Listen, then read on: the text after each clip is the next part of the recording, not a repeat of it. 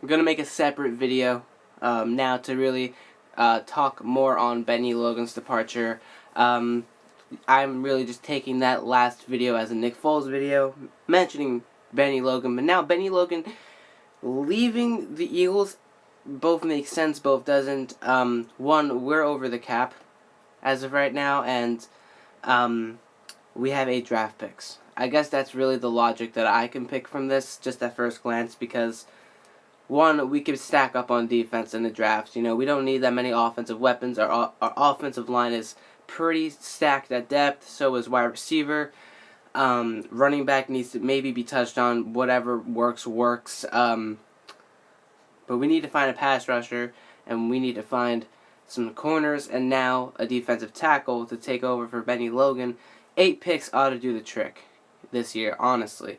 I mean, we don't have to look for studs, you know, first round draft pick trading away for some random player just because they're 23 or whatever. It won't necessarily help us out right now. What we need are people to fill the gaps, to help us, you know, bring the defense back together, because now that's starting to slowly fall apart.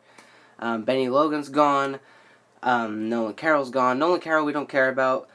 Yes, I made a big fuss about that, but we don't really care about him. But Bennie Logan, that clears up a little in the cap, I guess. I'm not too sure exactly what his contract was, or if he was a free agent. I'm pretty sure he was a free agent.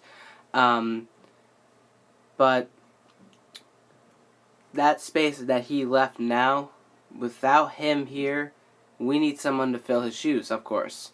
I'm trying to think off the top of my head who exactly we have there. I'm gonna make another video on this later on, before once we get closer to the draft, on exactly who we need and stuff like that. But now Bennie Logan gone, we can make that easy assumption. We need to really focus on defense in the draft.